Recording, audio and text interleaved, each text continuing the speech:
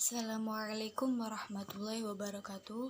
Saya Siti Nurfadilah dari kelas A, kelompok 5, Pendidikan Islam Anak Usia Dini, mata kuliah Tahsinul Quran, pembimbing Bunda Masnun Baiti, NPM 1911070198. Baiklah, di sini untuk memenuhi mata kuliah Tahsinul Quran, saya akan menjelaskan tentang idgham.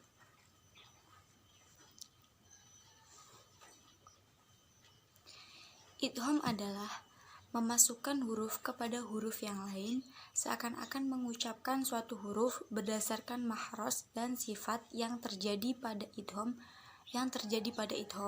Idgham dibagi menjadi 3, idgham mutamasilain, idgham mutajanisain, dan idgham mutaqaribain. Yang pertama ada idgham mutamasilain. Pengertian dari idgham mutamasilain adalah idgham yang terjadi apabila bertemunya dua huruf yang sama makhrajnya serta huruf yang pertama sukun. Contohnya ba sukun bertemu ba, lam sukun bertemu lam, sin sukun bertemu sin. Contoh dal sukun bertemu dal, yaitu idzahaba. Langsung dimasukkan huruf yang kedua, idzahaba. Bila kita membahas idgham secara lebih luas, idgham di atas merupakan idgham saghir karena huruf pertamanya adalah sukun.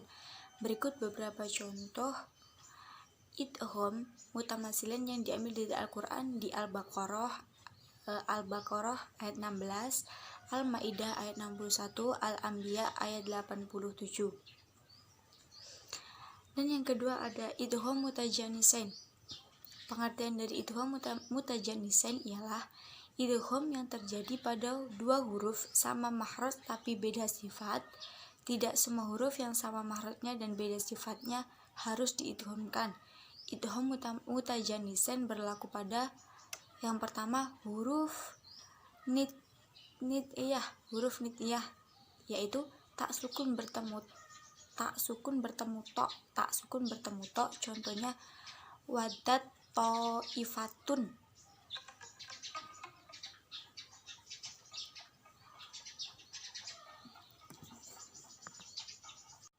Dan ada dal sukun bertemu ta, contohnya asqalat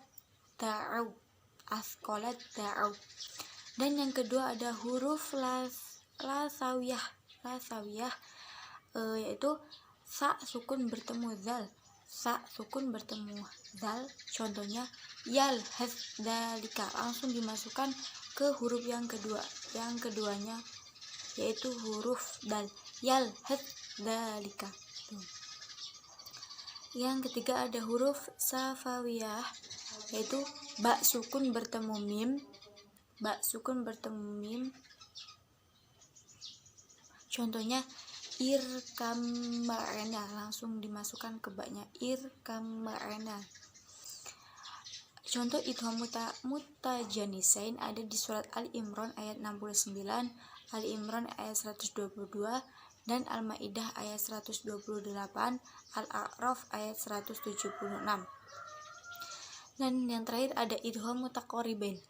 Pengertian dari idgham mutaqaribain adalah idgham yang terjadi apabila dua huruf yang berdekatan makhrajnya dan berbeda sifatnya bertemu dengan huruf pertama sukun. Idgham mutaqaribain hanya berlaku pada huruf-huruf berikut. Lam sukun bertemu dengan ro, contohnya waqala robbi. Lam sukun bertemu dengan ro, wakur robbi. Lam sukun bertemu ro, wakur robbi.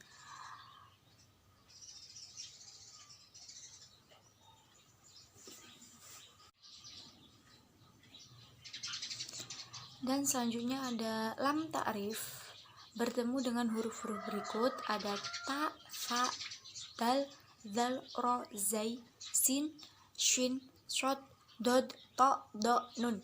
Contohnya ad-dahr, wad-duha, wa minan nasi. Dan ada nun sukun bertemu ya, mim, waw, lam, ro. Contohnya ada miwaq, mirabbihim, mimmasad. Syarat berlakunya idgham adalah nun sukun dan huruf idgham harus berbeda kalimat. Apabila nun sukun bertemu huruf idgham pada satu kata, maka hukumnya idhar mutlak. Contoh bacaan idgham taqribain ya. Ada di surat Al-Mursyalat ayat 20, An-Nisa ayat 158, At-Toha ayat 114. Yang di surat An-Nisa 158 contohnya barrofa Allahu ilaihi.